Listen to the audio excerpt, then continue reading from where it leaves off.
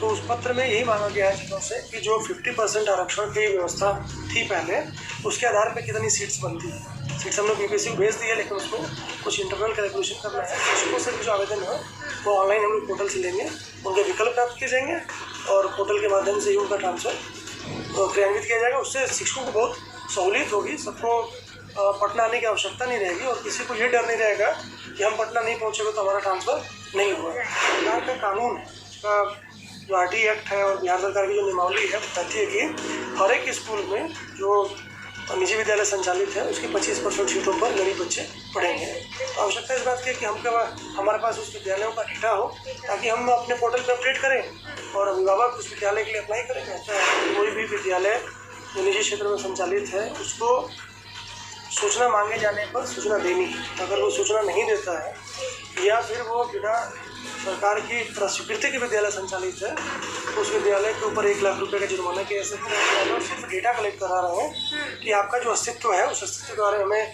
जानकारी दे दीजिए ताकि जो प्रावधान है आरटीई का उसको लागू करने में आसानी।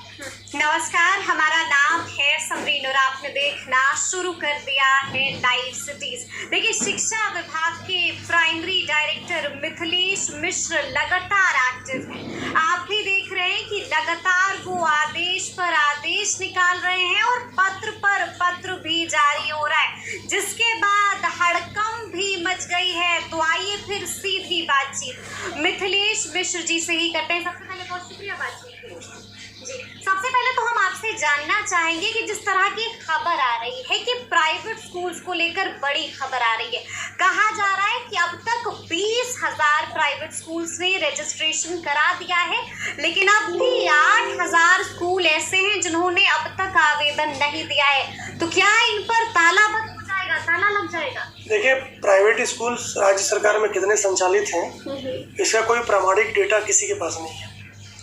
हम लोगों ने एक निर्देश दिया है अपने क्षेत्र में जो पदाधिकारी निरीक्षण के लिए जा रहे हैं कि वो अपने सरकारी स्कूलों को निरीक्षण के साथ साथ प्राइवेट स्कूल भी देखेंगे और ये उनकी खाली संख्या पता करेंगे कितने प्राइवेट स्कूल उसके इलाके में चल रहे हैं। उसके बाद उन प्राइवेट स्कूलों के लिए हम लोगों ने एक फॉर्मेट विकसित किया ज्ञानदीप पोर्टल पर, जिस पर उन विद्यालयों को सिर्फ अपनी सूचना देनी है। उस विद्यालय का नाम क्या है, उस विद्यालय के संचालन करने वाले ट्रस्ट का नाम क्या है, उसके जो प्रिंसिपल या एचएम है उनका नाम क्या है और विद्यालय में कितने टीचर हैं और कितने बच्चे हैं। तो एक प्रारंभिक सूचना आ जाने के बाद ही हम लोग प्रामाणिक रूप से कह पाएंगे कि बिहार में कितने प्राइवेट स्कूल संचालित हैं। अभी जो डेटा हमारे पास है उसके हिसाब से करीब 20,000 विद्यालयों ने रजिस्ट्रेशन करा लिया है, तो उसका नाम, उसकी संख्या प्रामाणिक है और हमको आशा है कि करीब और 20,000 के आसपास विद्यालय होंगे जिसको हम लोग निरीक्षण के बाद उनका नाम पता चलेगा। अच्छा, अभी आपने जिक्र किया ज्ञानदीप पोर्टल का और जिस तरह से हम भी लगातार आपके आदेश देख रहे हैं, आपने एक आदेश जारी किया है कि ज्ञानदीप पोर्टल पर इंटेंस कैपेसिटी अपडेट करना होगा और जो ऐसा नहीं करता है उससे जुर्माना भी वसूला जाएगा और कार्रवाई भी होगी। क्या? देखिए, राइट टू एजुकेशन एक्ट कहता है कि कोई भी विद्यालय जो निजी क्षेत्र में संचालित है उसको सूचना मांगे जाने पर सूचना देनी है। अगर वो सूचना नहीं देता है या फिर वो बिना सरकार की स्वीकृति के विद्यालय संचालित है तो उस विद्यालय के ऊपर 1 लाख रुपए का जुर्माना किया जा सकता है। 1 लाख का जुर्माना किया जा सकता है और प्रतिदिन अगर वो बिना स्वीकृति के विद्यालय संचालित है तो 10,000 रुपये का प्रतिदिन का जुर्माना। विद्यालयों सिर्फ डेटा कलेक्ट करा रहे हैं कि आपका जो अस्तित्व है उस अस्तित्व के बारे में हमें जानकारी दे दीजिए ताकि जो प्रावधान है आरटीई का उसको लागू करने में आसानी। अच्छा, हम देख रहे हैं कि धड़ल्ले से लोगों का एडमिशन भी, बच्चों का एडमिशन भी प्राइवेट स्कूल्स में हो रहा है, उसका आंकड़ा क्या है? देखिए, ज्ञानदीप पोर्टल के माध्यम से हम लोगों ने पहली बार इस साल बिहार में ऑनलाइन एडमिशन कराया है। 2 चरणों में ये एडमिशन की प्रक्रिया हुई।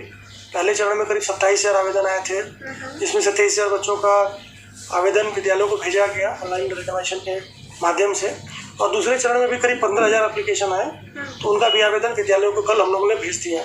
इस प्रकार से लगभग 40,000 विद्यार्थियों का क्लास 1 में एडमिशन ज्ञानदीप पोर्टल के माध्यम से हुआ है। और इसीलिए आवश्यकता इस बात की है कि अगर और भी प्राइवेट विद्यालय संचालित हैं तो उनकी सूचना हमारे पास है ताकि गरीब बच्चों को आरटी एक्ट के तहत जो उनकी एडमिशन की 25% सीट्स पर एडमिशन गरीब बच्चों को होना है, उन बच्चों को उन विद्यालयों में एडमिशन कराया जाए। यानी कि अधिक से अधिक लाभ बच्चों को मिल सके। बहुत आवश्यक है कि जो सरकार का कानून है उसका जो RT एक्ट है और बिहार सरकार की जो नियमावली है वो कहती है कि हर एक स्कूल में जो निजी विद्यालय संचालित है उसकी 25% सीटों पर गरीब बच्चे पढ़ेंगे।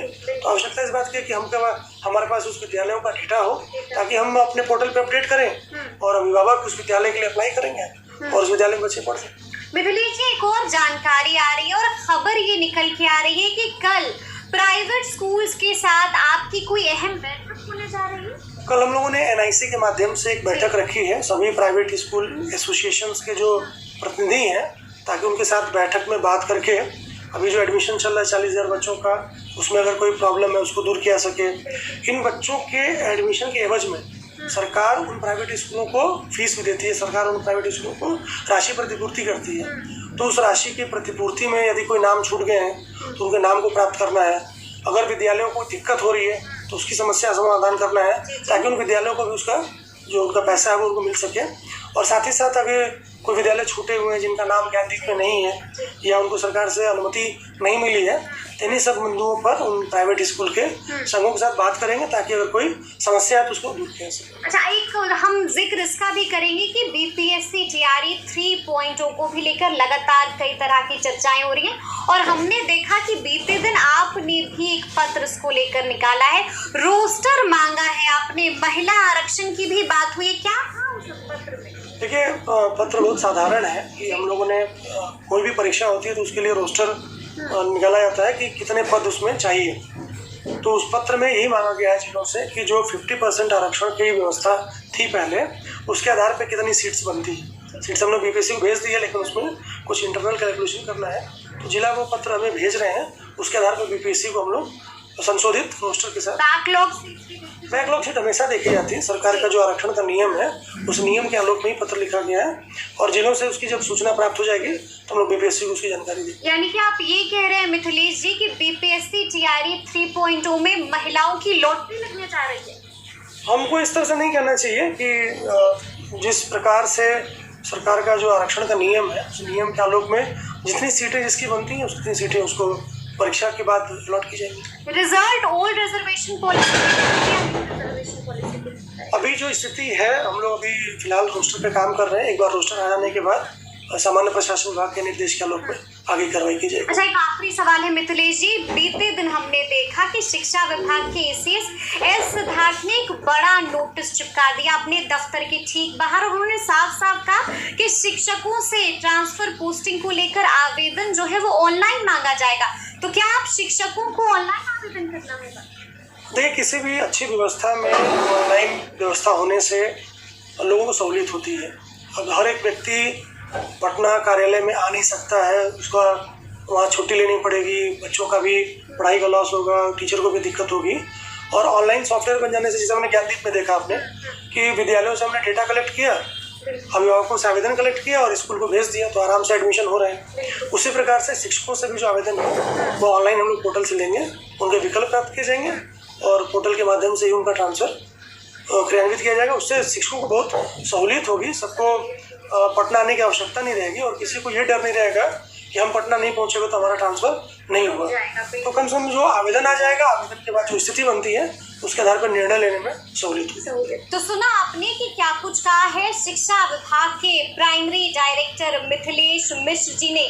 कई मुद्दों पर बेबाकी से बातचीत रखी है और सब कुछ बता दिया है कि आगे आगे शिक्षा विभाग क्या कुछ करने जा रहा है। तो फिर ये पूरी बातचीत आपको कैसी लगी है, कमेंट करके हमें ज़रूर बताइएगा। तो ऐसे तमाम अपडेट्स के लिए ऐसे ही हमारे साथ बने रहिएगा।